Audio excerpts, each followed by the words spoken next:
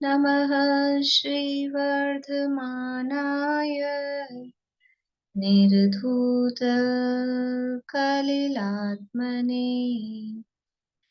सालोकानां त्रिलोकानां यद्विद्यादर्पणायते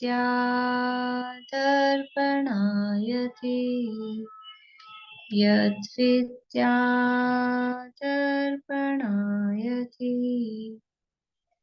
सकल पाप मल प्रक्षालक श्रीवर्धमान को करुण नमन लोकालोक प्रकाशित करने जिनकी विद्या है दर्पण जिनकी विद्या है दर्पण। आपको सुना ना सविता जी?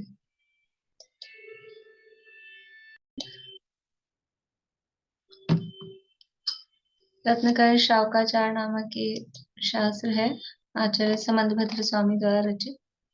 इसके अंतर्गत दूसरा अधिकार सम्यक ज्ञान अधिकार अपना पूरा हुआ है और उसके परिशिष्ट की चर्चा अपनी चल रही है। एक काम आप लोगों को अभी अभी बता सकते हैं, अपन चर्चा करेंगे, फिर लास्ट में पूछूंगी मैं आपसे, या अभी पूछ लेती हूँ, नहीं तो फिर देखते ही रहेंगे उसमें। जो 5 श्लोक हैं सम्यक ज्ञान के, तो सम्यक ज्ञान के लिए क्या क्या शब्द दिए हैं? सम्यक ज्ञान के लिए 5 श्लोकों में क्या क्या शब्द दिए हैं? जैसे अपन ने सम्यक दृष्टि के लिए देखा था ना, अलग अलग विशेषण दिए थे, वैसे यहाँ सम्यक ज्ञान के लिए 5 शब्दों में क्या क्या विशेषण दिए। 5 ही श्लोक है, देख लीजिए अभी।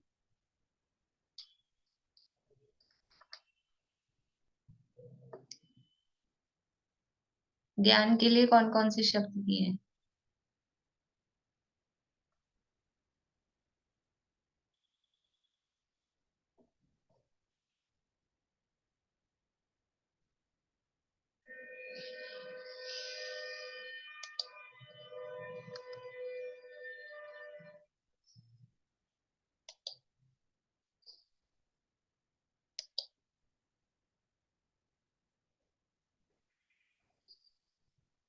हाँ, हो गया सरिता जी? आप तो, मुझे ऐसा लग रहा है मुझे ही देख रहे हैं, नीचे तो देख ही नहीं रहे आप ग्रंथ में। बोलिए कविता जी, पहले श्लोक का बताइए। पहले श्लोक में ये है कि वो ना जो वस्तु स्वरूप का यथावत ज्ञान को जानता नहीं है, नहीं नहीं नहीं नहीं नहीं नहीं, रुकिए रुकिए, श्लोक का व्याख्या नहीं बतानी, केवल एक शब्द बताना है। ज्ञान के लिए कौन सा शब्द दिया है? आपको श्लोक का अर्थ नहीं बताना है, अच्छा केवल अच्छा। ज्ञान के लिए कौन सा शब्द दिया है वो बताना है। चलिए, तो फिर आप लोग देख के रखिएगा, अपन अगली क्लास में करेंगे, टाइम लग रहा है तो फिर ठीक है। ये देख के रखना आपको, अपन मंडे को ये करेंगे। अभी यहाँ परिशिष्ट 2 की चर्चा अपने कर रहे थे, और यहाँ समय सार की 144वीं गाथा की टीका के आधार पर उस ज्ञान की महिमा की चर्चा यहाँ चल रही है कि किस प्रकार, मतलब ज्ञान किस प्रकार से सहायक होता है, और वास्तव में सम्यक ज्ञान क्या है, असली सम्यक ज्ञान क्या है, वो यहाँ पर बता रहे हैं। तो कहा कि प्रथम श्रुत ज्ञान के अवलंबन से, पेज नंबर है 86, रत्नगण शावकाचार परिशिष्ट 2, पेज नंबर 86। प्रथम श्रुत ज्ञान के अवलंबन से ज्ञान स्वभाव आत्मा का निश्चय करके फिर आत्मा की प्रकट प्रसिद्धि के लिए पर पदार्थ की प्रसिद्धि के कारण जो इंद्रियों के द्वारा प्रवर्तमान बुद्धियां हैं, उन्हें मर्यादा में लाकर जिसने मति ज्ञान तत्व को आत्म सन्मुख किया है, ऐसा तथा इतनी लेते हैं। सबसे पहले क्या कह रहे हैं, कल भी हमने पढ़ा था, इसमें एक तो मति ज्ञान है और एक शुद्ध ज्ञान है, 2 ज्ञान है हमारे पास में। सम्यक ज्ञान क्या है कि जो आत्मा का ज्ञान है वो सम्यक ज्ञान है। आत्मा का अनुभव, आत्मा का संवेदन और आत्मा का श्रद्धान वो सम्यक दर्शन। और उस आत्मा के अनुभव के समय, यानी उस समय वो जो आत्मा का ज्ञान हो रहा है, वो सम्यक ज्ञान। तो वो किस प्रकार होता है, उसकी प्रक्रिया की चर्चा समझ लीजिए यहाँ है। तो सबसे पहले क्या करना है, सबसे पहले देखिए तीसरी लाइन में देखिए, जिसने मति ज्ञान तत्व को आत्म आत्म सन्मुख किया है। जो मति ज्ञान है, दो ज्ञान है हमारे पास में, एक ज्ञान है मति ज्ञान और दूसरा ज्ञान है श्रुत ज्ञान। ठीक है, तो ये मति ज्ञान तत्व, मति ज्ञान ये तत्व ही है, भाव है जीव का। तो ये जो मति ज्ञान तत्व है उसको आत्म सन्मुख मतलब आत्मा की ओर उन्मुख किया है, आत्मा को जानने में लगाया है। वैसे मति ज्ञान क्या करता था, मति ज्ञान क्या करता था कि अभी तक, आज तक, जब तक आत्म सन्मुख नहीं किया तब तक वो मति ज्ञान क्या कर रहा है, क्या करता है मति ज्ञान? बोलिए सुनीता आंटी, मति ज्ञान क्या करता है? बाहर के पदार्थों को ही जान रहा है वो, इंद्रियों हाँ, और मन की सहायता से। और इंद्रिय और मन की सहायता से काम करता है और उसके माध्यम से बाहर में ही लगा हुआ है, पर पदार्थों के ही उन्मुख हो रखा है, उनके ही सन्मुख हो रखा है, आत्म सन्मुख हुआ ही नहीं है। तो सबसे पहले क्या करना पड़ेगा, देखो आत्मा को जानने का साधन क्या है हमारे पास, किसके माध्यम से जानेंगे? तो जान, जहां पे भी जानना आ रहा है, तो जानने का साधन दुनिया में तीन लोक तीन काल में क्या होगा? जानने का साधन क्या है? ज्ञान।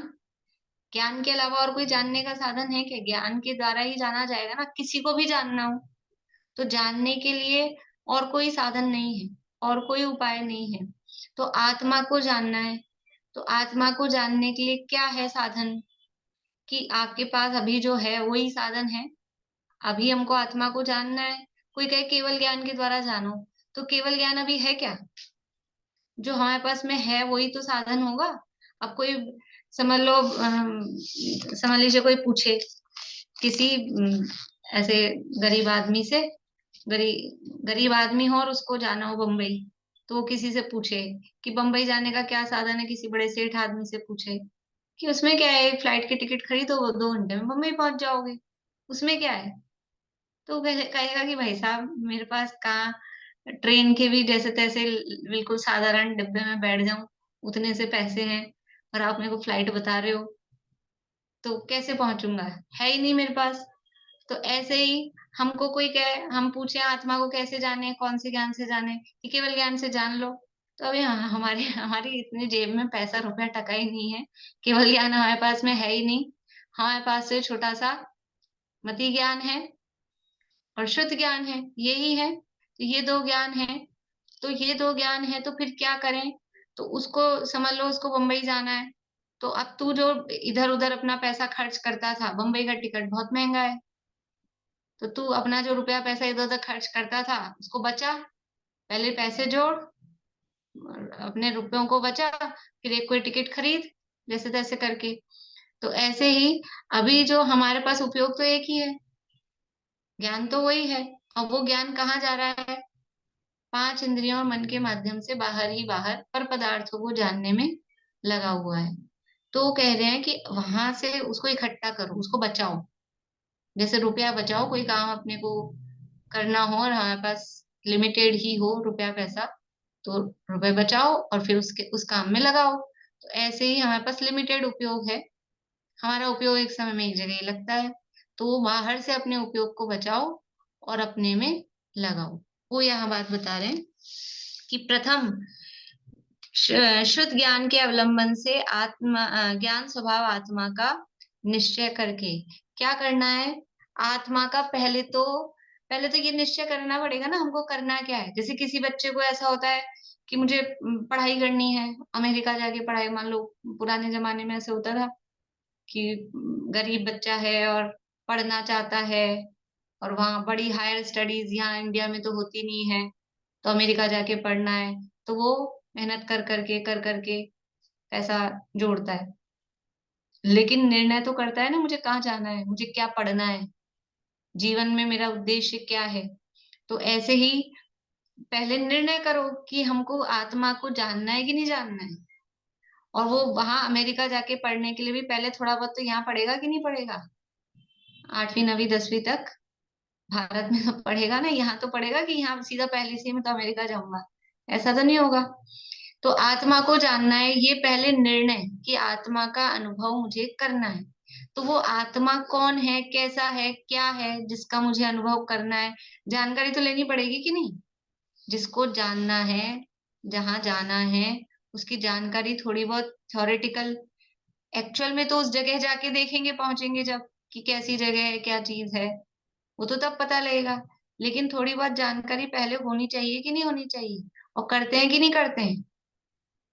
सारी सारी व्यवस्था करते हैं, और आजकल तो इतना फास्ट जमाना है कि सारा आपका, आपको कौन सा रूम मिलेगा और रूम कैसा होगा और आपका कहाँ बेड होगा और सब आपको बिल्कुल दिखा देते हैं, कैसा कैसा क्या क्या है, सब कुछ। तो पहले वो निर्णय करना, तो जैसे हमने कहीं घूमने जाना है, होटल में रूम बुक कराया है, तो सारा उसका वो आ जाता है अपने मोबाइल में, बुकिंग करा दी ना ऑनलाइन। तो कौन सा आपका रूम है, कितना कैसा रूम है, बेडरूम, बेड कैसे हैं, और सोफा कैसा है, और बाथरूम कैसा है, सब उसमें सर्च करो तो उसमें सब आ जाता है, वो सब दिख जाता है, सब उसकी साइट पे डला होता है।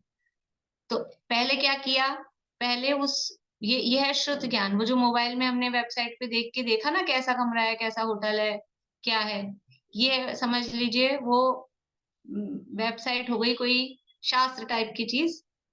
भाई किताबों में देख लिया, कोई किताब इस तरह की छपी होती है, अब आजकल ऑनलाइन दिखता है फोन पे।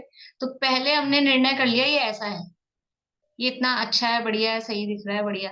तो पहले हमको मोबाइल में दिखा, और फिर क्या होता है, पहले हमने निर्णय कर लिया नहीं, अच्छी जगह है, अच्छा कमरा वमरा भी बढ़िया है, चलो अपन तो फिर चलते हैं, तो फिर सारा अपना सामान समेटते हैं कि नहीं घर से, सारा न सही, 2 दिन के लिए, 4 दिन के लिए जा रहे हैं तो कुछ तो सामान समेटते हैं, कुछ तो लेके जाता है ये आदमी। एक एक हैंडबैग, एक पर्स, इतना सा तो लेके जाता ही है ना, मोबाइल और कुछ एक आध दो चीजें, मान लो और कुछ भी नहीं लेके जाए, सब वहीं मिलता हो तो भी, तो वो समेटता है। वही बात, बिल्कुल वही प्रोसेस यहाँ बता रहे हैं कि प्रथम शुद्ध ज्ञान के अवलंबन से ज्ञान स्वभाव आत्मा का निश्चय करके, पहले निश्चय करो आत्मा है, और वो आत्मा मैं हूँ, और वो आत्मा का स्वरूप क्या है।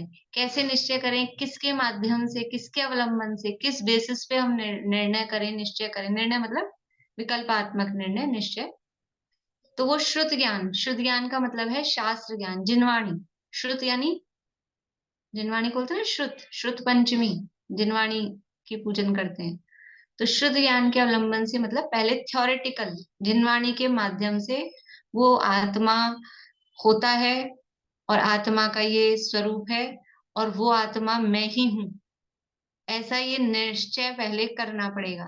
जैसे मुझे यहाँ जाना है, यहाँ ये कमरा है, ये ऐसा होटल है, और ये कमरा ऐसा बढ़िया है, ये पहले निश्चय कर लिया। कहीं भी पहुंच गए स्टेशन और निश्चय ही नहीं किया कहाँ जाना है, और पहुंच गए, फिर तो किसी भी ट्रेन में बैठ जाते हैं ऐसे ही, और कहीं भी कुछ भी ऐसे थोड़ी ना होता है, पहले निश्चय करते हैं, पहले देखते हैं। अ, कहीं यात्रा करने जाना हो तो पहले उसका मैप देखते हैं कि कहाँ क्या व्यवस्था है, क्या है। और अपने को लग रहा होगा हम तो कुछ नहीं करते, तो जो भी हमारे व्यवस्था करते हैं जेंट्स लोग, कुछ ना कुछ देखते तो हैं ही, बिना ऐसे काम नहीं चलता है। तो पहले निश्चय होता है, तो पहले वो निश्चय के लिए क्या है आवश्यक, निश्चय श्रुत ज्ञान के अवलंबन से, जिनवाणी के अवलंबन से आत्मा का निश्चय करके फिर क्या करना, फिर आत्मा की प्रकट प्रसिद्धि के लिए, अभी तो क्या किया है, निश्चय किया, अभी तो मोबाइल में देखा था उस जगह को जहां हमको जाना है, और उस कमरे को, होटल को जहां हमको रुकना है, अभी तो हमने कहाँ देखा था, मोबाइल में देखा था। अब क्या करना है, उसकी प्रकट प्रसिद्धि की वो बिल्कुल हम उसको साक्षात देख सकें। हमने मोबाइल में फोटो देख ली, ऐसा कश्मीर इतना बढ़िया, ऐसा स्नोफॉल हो रहा है, तो हमने निश्चय कर लिया कि हमको जाना है।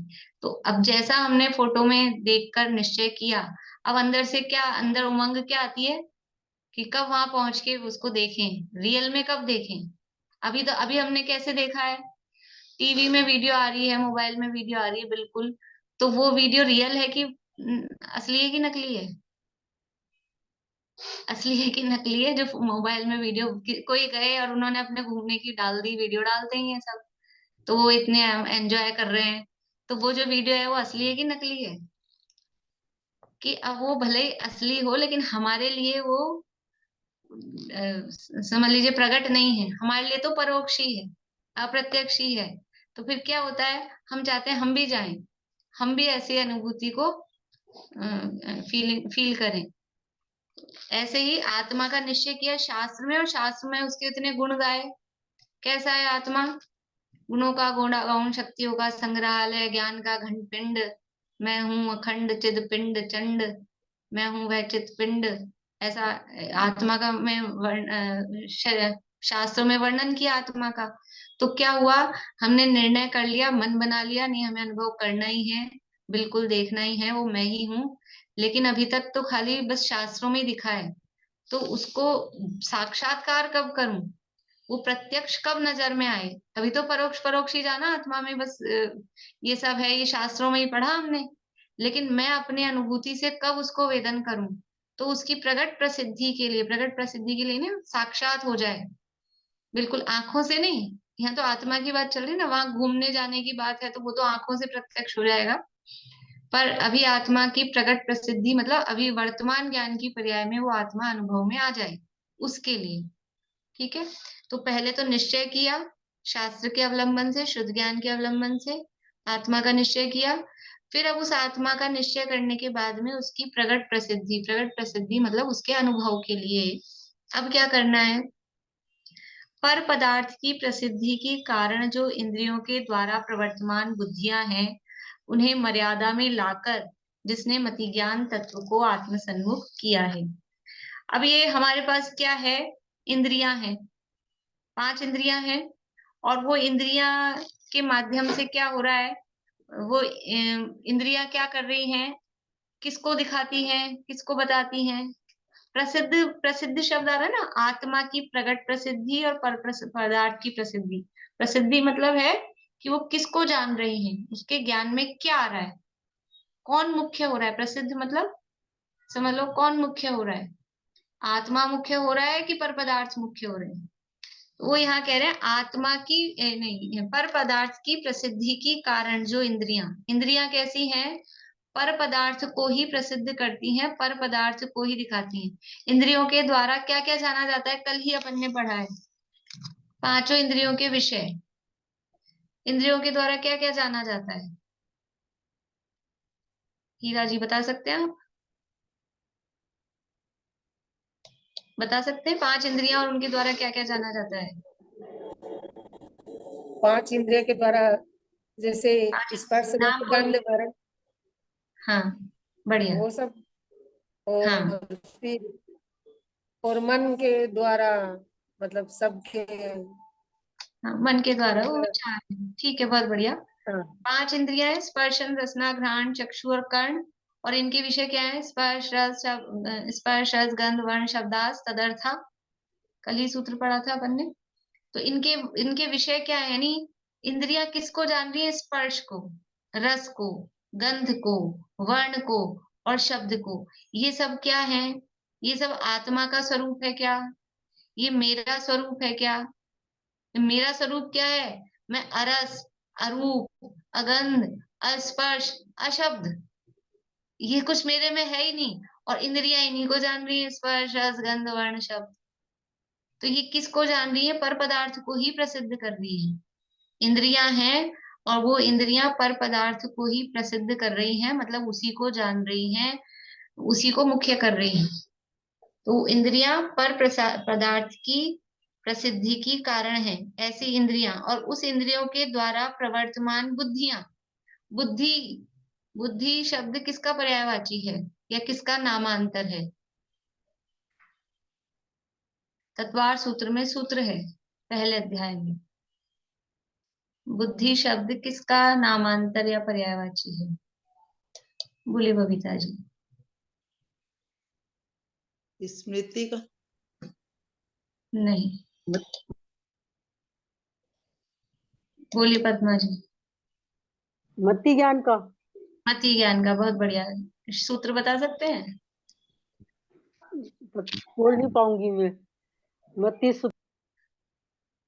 सूत्र है मति स्मृति संज्ञा चिंता विनिबोध इत्यनर्थांतरम। जब मैंने नामांतर बोला तो नामांतर का तो एक ही सूत्र है। तो वहां जो पहला शब्द है ना मति, मति का अर्थ है बुद्धि। मति का अर्थ क्या किया था वहां? मति यानी बुद्धि, तो जो हम बोलते हैं ना बुद्धि, मेरी तो बुद्धि खराब हो गई, इसकी बुद्धि कैसी है। तो बुद्धि वर्ड जो है वो मति ज्ञान के लिए यूज में आता है।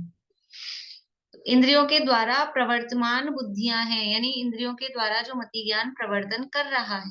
ठीक है। इंद्रियां कैसी है? इंद्रियां है पर पदार्थ को ही प्रसिद्ध करने वाली, पर को ही जानने वाली। आत्मा का ज्ञान इंद्रियों के माध्यम से नहीं हो सकता है। इंद्रियां आत्मा को नहीं जान सकती हैं। क्यों? क्योंकि इंद्रियों के विषय मूर्तिक पदार्थ ही हैं।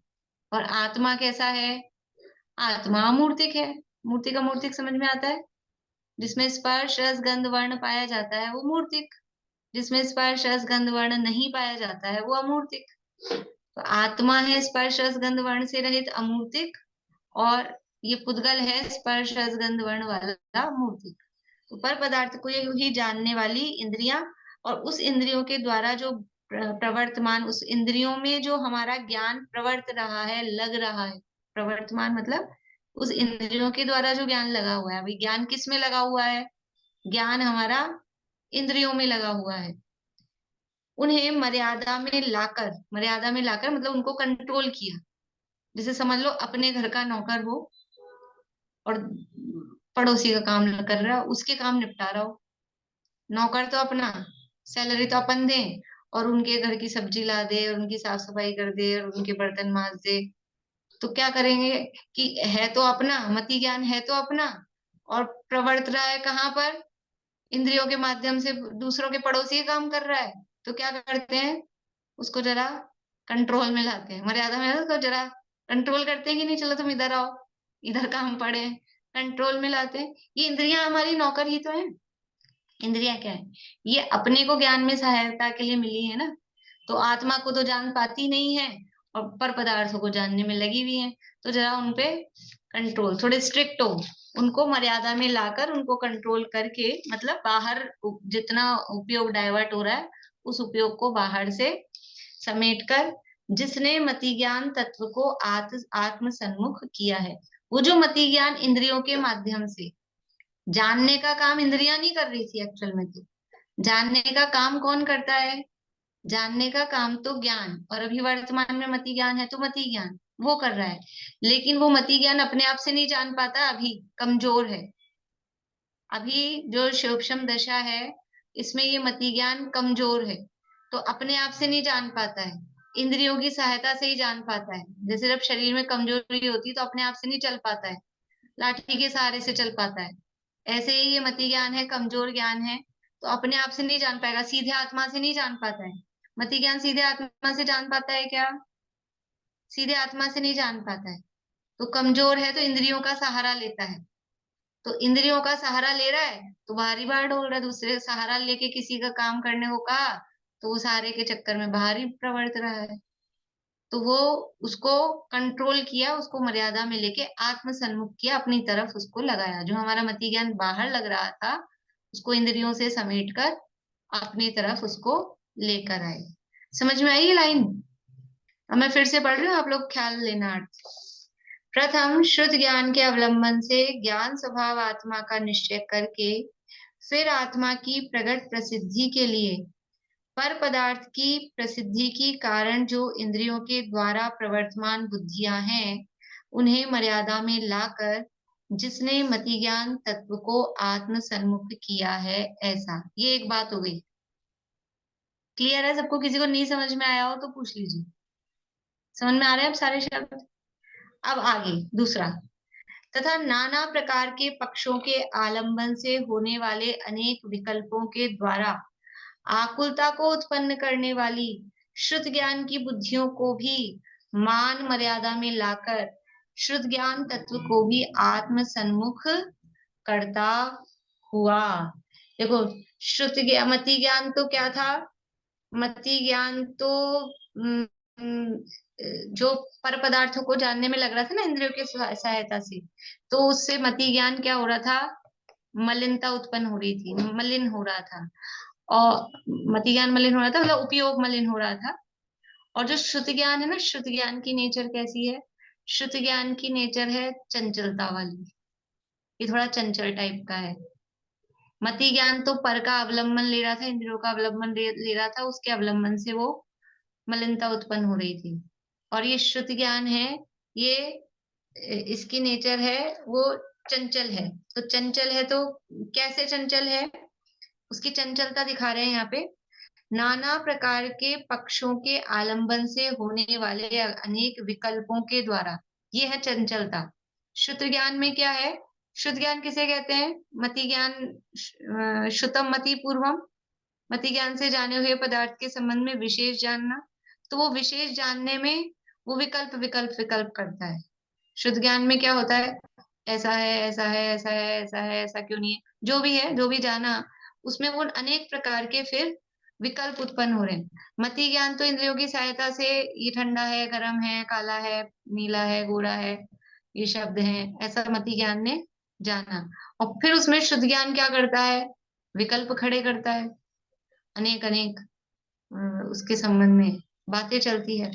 तो नाना प्रकार के पक्षों के आलंबन से होने वाले अनेक विकल्पों के द्वारा, नाना प्रकार के पक्ष मतलब समझ लो आत्मा के स्वरूप के संबंध में ही, आत्मा एक है कि अनेक है, एक पक्ष कहता है आत्मा एक है, एक पक्ष कहता है आत्मा अनेक है, एक पक्ष कहता है आत्मा नित्य है, एक पक्ष कहता है आत्मा अनित्य है, एक पक्ष कहता है आत्मा रागी है, एक पक्ष कहता है आत्मा अरागी है। तो ऐसे अनेक अनेक पक्ष हैं, अभेद है कि भेद है ना, ऐसे अलग अलग प्रकार के ऐसे पक्ष समझ में आ गए, अलग अलग उसके संबंध में विचार।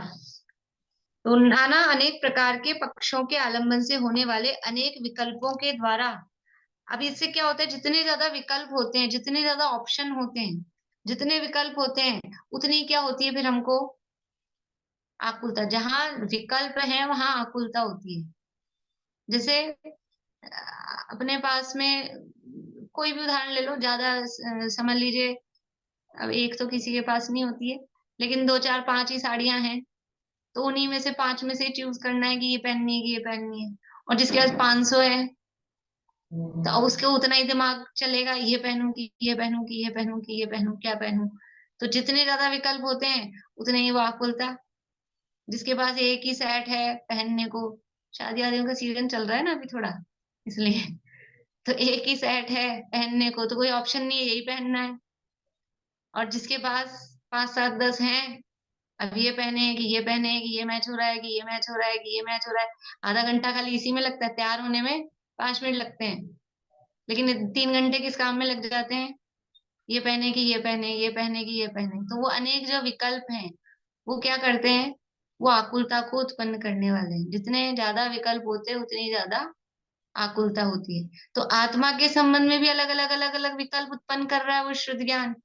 अन्य पदार्थों के संबंध में कोई भी विचार, तो विकल्प उत्पन्न हो रहे हैं, तो उससे शांति नहीं है, आकुलता रहती है।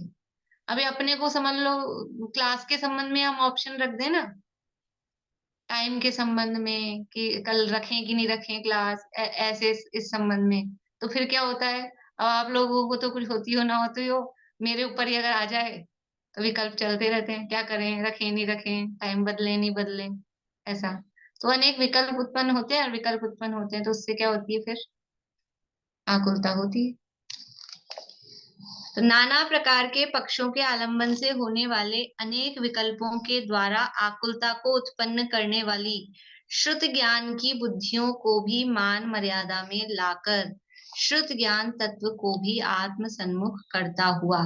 तो ये शुद्ध ज्ञान क्या कर रहा था, शुद्ध ज्ञान की बुद्धियां, मतलब वो शुद्ध ज्ञान भी मति ज्ञान के पूर्वक ही काम कर रहा है ना, इसलिए उसको शुद्ध ज्ञान की बुद्धियां शब्द दिया।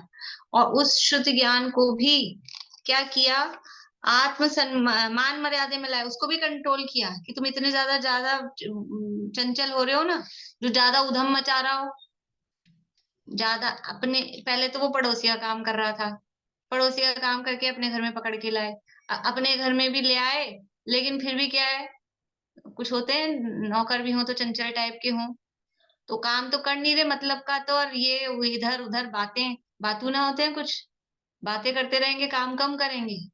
तो वो बातें कर रहे हैं तो हमको क्या होता है कि काम तो कर नहीं रहा, ये बातें ही बातें कर रहा है, तो हमको आकुलता होती है। तो उसको भी कंट्रोल में लाए कि बातें मत करो, चंचल मत हो, काम करो। तो शुद्ध ज्ञान तत्व को भी, शुद्ध ज्ञान की बुद्धियों को भी मान मर्यादा में लाकर शुद्ध ज्ञान तत्व को भी आत्म सन्मुख करता हुआ। अब ये दोनों ज्ञानोपयोग थे, मति ज्ञान और शुद्ध ज्ञान। मति ज्ञान को भी आत्म सन्मुख किया, इंद्रियों से पकड़ के अपनी तरफ लाए, और श्रुति ज्ञान जो चंचल हो रहा था, अनेक प्रकार के विकल्प उत्पन्न कर रहा था, उन विकल्पों को भी शमित किया। देखो आत्मा के अनुभव की प्रक्रिया ऐसे तो थोड़ी बहुत पढ़ी सुनी है ही, है ना। तो यही होता है ना कि विकल्प क्या है, आत्मा का अनुभव कब होता है? वस्तु विचारत ध्यावते मन पावे विश्राम। सुना है ये? मैंने ही सुना दिया अभी 2-4 बार, इष्टोपदेश की चर्चा में सुना दिया। वस्तु स्वरूप का विचार करते हैं, विचार करते हैं तो विकल्प होता है। अब वो विकल्प चलते चलते जब मन पावे विश्राम, जब वो विकल्प थम जाते हैं, रुक जाते हैं, तब रस स्वादत सुख उपजे, तब वो आत्मा के रस का स्वाद आता है, सुख उत्पन्न होता है। अनुभव ताको नाम। तो यहाँ पर वही प्रोसेस बता रहे हैं कि पहले तो हमारा उपयोग जो इंद्रियों के माध्यम से बाहर लग रहा था, बाहर से समेट के अंदर लाए। अंदर लाए मतलब बैठ गए हम इंद्रियों के माध्यम से। कोई हम टीवी नहीं देख रहे, कोई गाना वाना नहीं सुन रहे, कोई भोजन आदि नहीं कर रहे, वो सब हमने वहां से कंट्रोल लाके बैठ गए ध्यान करने। अब ध्यान करने बैठ जाते तो ध्यान हो जाता है आत्मा का। फिर क्या होता है, जब ध्यान करने बैठते ना, तो फिर सबकी शिकायत क्या है? सारे दुनिया भर के बातें, विकल्प, वो जाप देते समय, माला फेरते समय उसी समय आती हैं। ऐसे भले ही मतलब कुछ लोग तो सोच कहते हैं कि हमको तो इसलिए जाप देना अच्छा ही नहीं लगता, क्योंकि ऐसे तो फिर भी कम विकल्प होते हैं, और जब जाप देने बैठते हैं तो सारे दुनिया भर के विकल्प तभी आते हैं। देखो विकल्प तो पहले भी चल रहे थे, लेकिन जब जाप देने बैठते हैं तो वो इंद्रियां सारी अभी तो क्या बाहर लगी हुई थी ना, तो वो विकल्प पकड़ में नहीं आते। दिन भर भी विकल्प चलते हैं, लेकिन क्योंकि वो विकल्प भी चल रहे हैं और इंद्रियों के माध्यम से उपयोग बाहर भी लग रहा है, तो वो पकड़ में नहीं आ पाते हैं। और जब हम जाप देने बैठ रहे हैं, ध्यान करने बैठ रहे हैं, माला फेर रहे हैं, तो वो इंद्रियों का काम बंद हो गया, तो फिर वो विकल्प भी हमारे पकड़ में आने लग जाते हैं। तो फिर हमको लगता है अभी ज्यादा विकल्प चल रहे हैं। समझ में आ रही बात? वो ज्ञान अब अच्छे से काम कर रहा है, वो पकड़ पा रहा है ना कि हमको विकल्प चल रहे हैं, तो ज्ञान उस समय काम कर रहा है थोड़ा जानने का, अपने अपने विकल्पों को ही। पहले वो इंद्रियों के माध्यम से लगा हुआ था, इसलिए विकल्प तो चलते हैं। तो इंद्रियों को कंट्रोल करके हम बैठे ध्यान करने, तो फिर क्या होता है, ये विकल्प चल रहे हैं, तो फिर क्या करें, इन विकल्पों को भी कंट्रोल करो। कैसे कंट्रोल करें? तो उसके लिए कहा कि ये शुद्ध ज्ञान को भी आत्म सन्मुख करो, उसको भी कंट्रोल में लाओ। अब क्या हुआ, देखो फिर से पढ़ देती हूँ एक बार। तथा नाना प्रकार के पक्षों के आलंबन से, नाना प्रकार के पक्ष मतलब ऐसा है वैसा है, आत्मा के स्वरूप के संबंध में अनेक अनेक बातें जो हमने सुनी, कि अलग अलग तरह से आत्मा का स्वरूप समझा, तो वो नाना प्रकार के पक्षों के आलंबन से होने वाले अनेक विकल्पों के द्वारा, उसके द्वारा क्या हो रही है, आकुलता। तो आकुलता को उत्पन्न करने वाली शुद्ध ज्ञान की बुद्धियों को भी मान मर्यादा में लाकर शुद्ध ज्ञान तत्व को भी आत्म सन्मुख करता हुआ।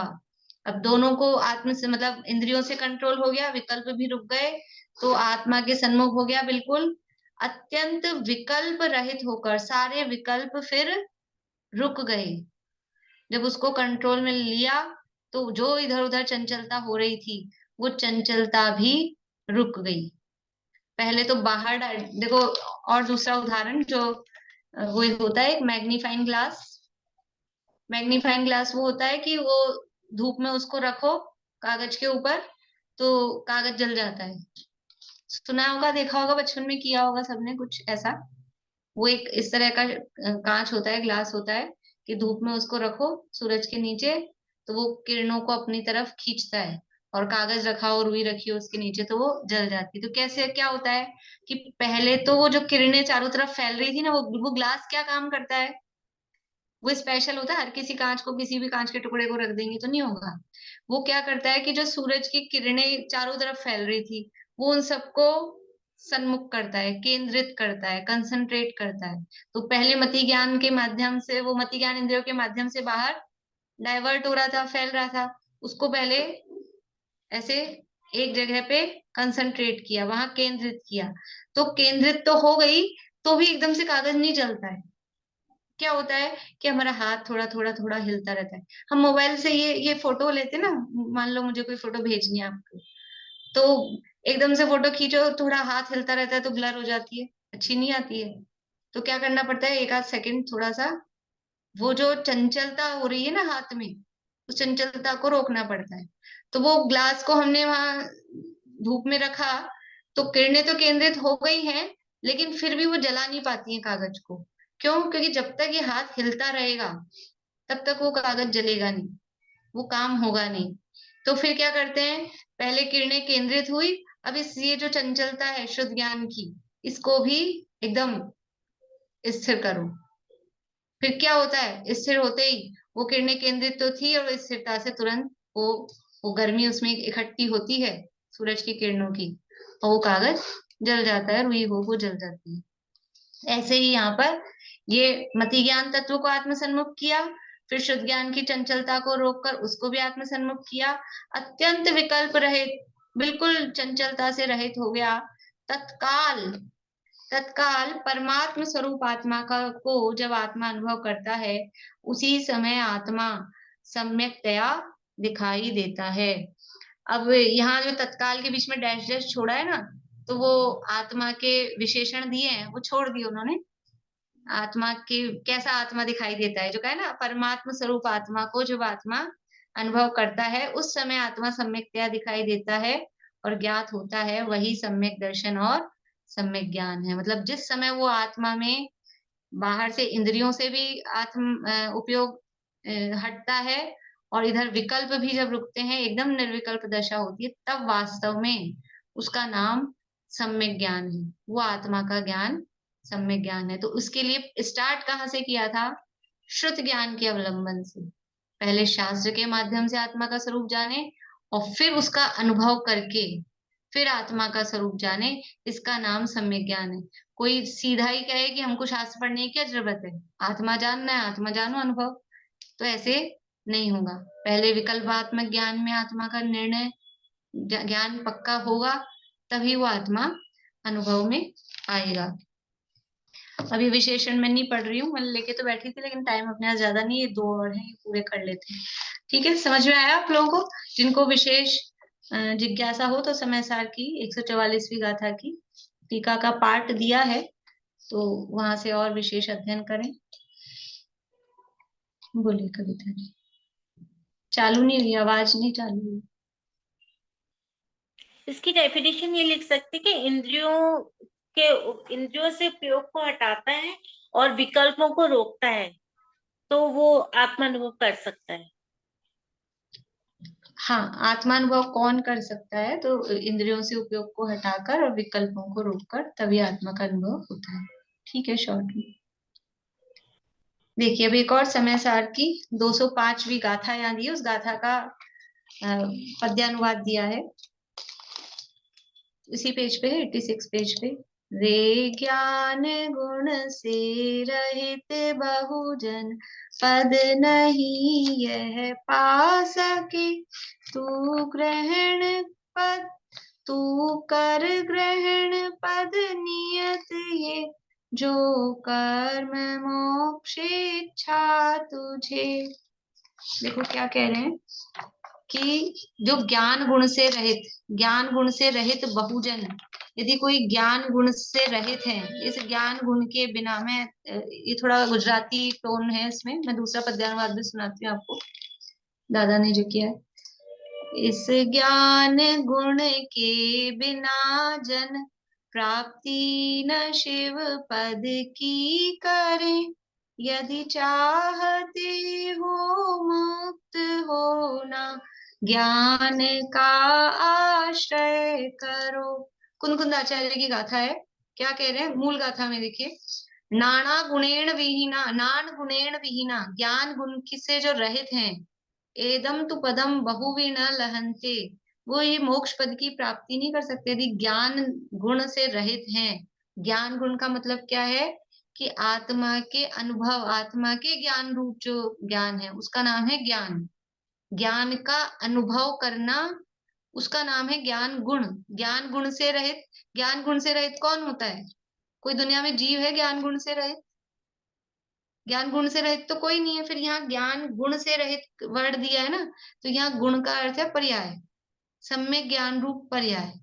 देखो, एक ही शब्द अलग अलग अर्थों में आता है, ऐसे कोई अनेकांतवादी है जैन दर्शन। गुण शब्द दे दिया तो हम चिपक जाएं कि इस ज्ञान गुण से रहित बहुजन, ज्ञान से रहित तो कोई जीव होता ही नहीं है, तो ये तो बात ही आपकी खारिज है, कोई मतलब ही नहीं है कहने से कि ज्ञान गुण से रहित है अनंत जीव।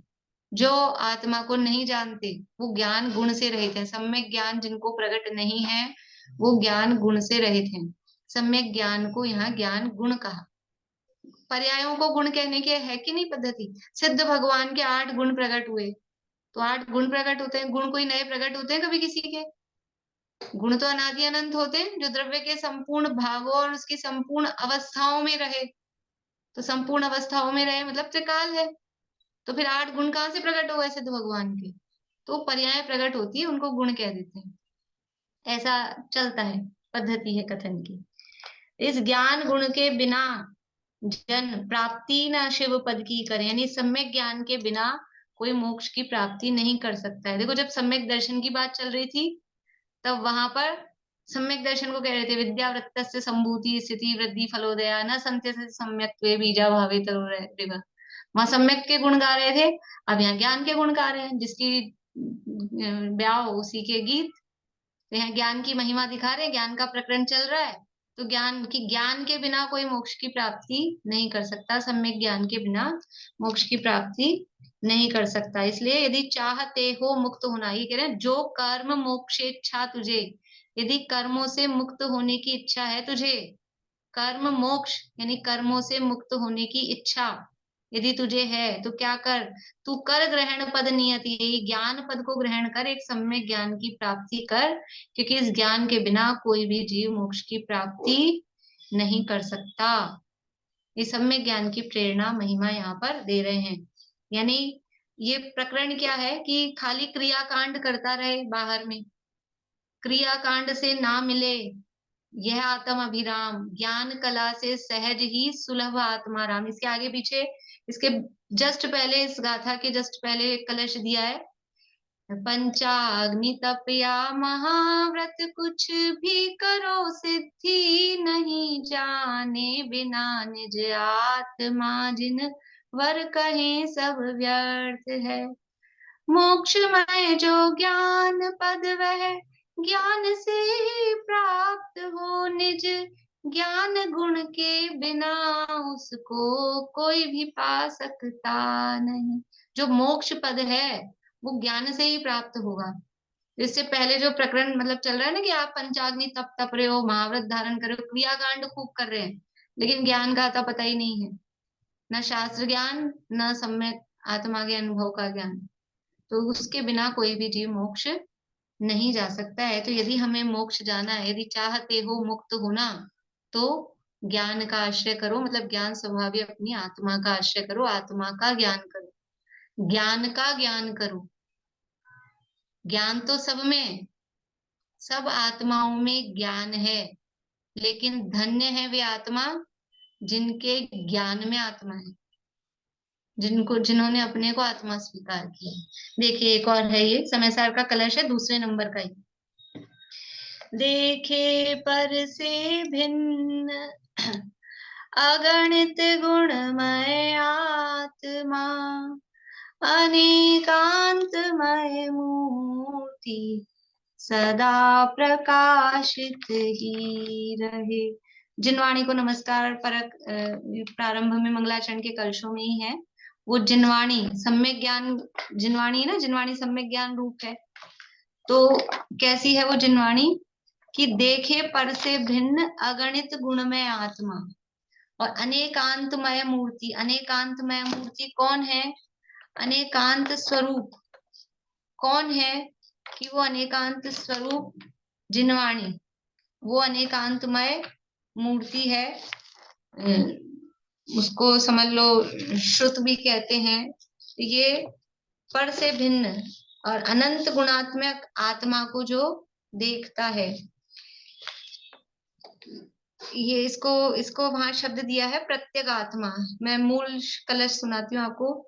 अनंत धर्मणस्तत्वं पश्यन्ति प्रत्यगात्मनः, अनेकांतमयी मूर्तिर्नित्यमेव प्रकाशताम्। तो कैसी है ये अनेकांतमय मूर्ति कि ये आत्मा को प्रकाशित करती है। और वो कैसा है? प्रत्येक आत्मा, आत्मा का स्वरूप क्या है? पर द्रव्य से भिन्न, यहाँ पर से भिन्न का है ना, पर से भिन्न, तो पर से भिन्न में क्या क्या लेना है? पर द्रव्य से भिन्न, पर द्रव्य के गुणों से भिन्न, और पर द्रव्य के निमित्त से होने वाले अपने विकारी भावों से भिन्न। ऐसा अनंत अगणित अनंत गुण में जो आत्मा है उसका नाम है प्रत्यगात्मा।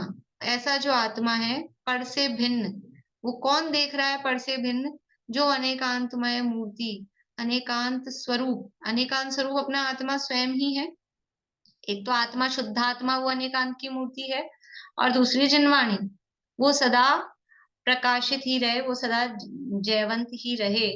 ऐसा यहाँ पर कहा है कि ये प्रत्येक आत्मा, जो आत्मा का स्वरूप है शुद्धात्मा, प्रत्येक आत्मा मतलब शुद्धात्मा, परद्रव्य से भिन्न, परद्रव्य के भावों से भिन्न, और परद्रव्य के निमित्त से होने वाले अपने विकारी भावों से भिन्न, ऐसा जो अनंत गुणात्मा मैं शुद्धात्मा हूँ, वो अनेकांत में मूर्ति स्वरूप हूँ। और ऐसी अनेकांत में मूर्ति को दिखाने वाली वो जिनवाणी, वो भी अनेकांत में मूर्ति, अनेकांत स्वरूप जिनवाणी सदा प्रकाशित ही रहे, जिनवाणी जयवंत रहे। ऐसे यहाँ जिनवाणी को भी सम्यक ज्ञान के रूप में नमस्कार किया है। इस प्रकार से ये अपना दूसरा सम्यक ज्ञान अधिकार और इसका परिशिष्ट ये पूरा हो गया। मैंने एक क्वेश्चन दिया था स्टार्टिंग में, बहुत से लोग बाद में ज्वाइन हुए थे। उस प्रश्न की चर्चा करते हुए फिर परसों अपन अनुगत अधिकार प्रारंभ करेंगे। प्रश्न ये है कि सम्यक ज्ञान अधिकार में जो 5 श्लोक हैं, तो पांचों श्लोक में सम्यक ज्ञान के लिए क्या क्या शब्द आए हैं, एक एक शब्द बताना है। जैसे पहले हमने सम्यक दृष्टि के लिए क्या क्या शब्द आए हैं वो देखे थे पिछले अधिकार में। कहीं दर्शन पूता कहा था, कहीं दर्शन शुद्धा कहा था, ऐसे अलग अलग शब्द, दृष्टि विशिष्टा, ऐसा अलग अलग शब्द इसमें आए थे। तो ऐसे ही सम्यक ज्ञान के लिए क्या क्या शब्द आए हैं, 5 शब्द आपको 5 श्लोकों में से देख के आना है। ठीक है, बहुत बड़ा लंबा काम नहीं है, 5 मिनट का भी काम नहीं है। श्लोक का अर्थ देखना है, तो कौन से अर्थ से सम्यक ज्ञान अर्थ निकल रहा है, कौन से शब्द से, वो देखना है बस। ठीक है, फिर अपन तीसरा अनुव्रत अधिकार प्रारंभ करेंगे, अनुव्रतों की चर्चा प्रारंभ करेंगे। तो ये पूरा करते हैं।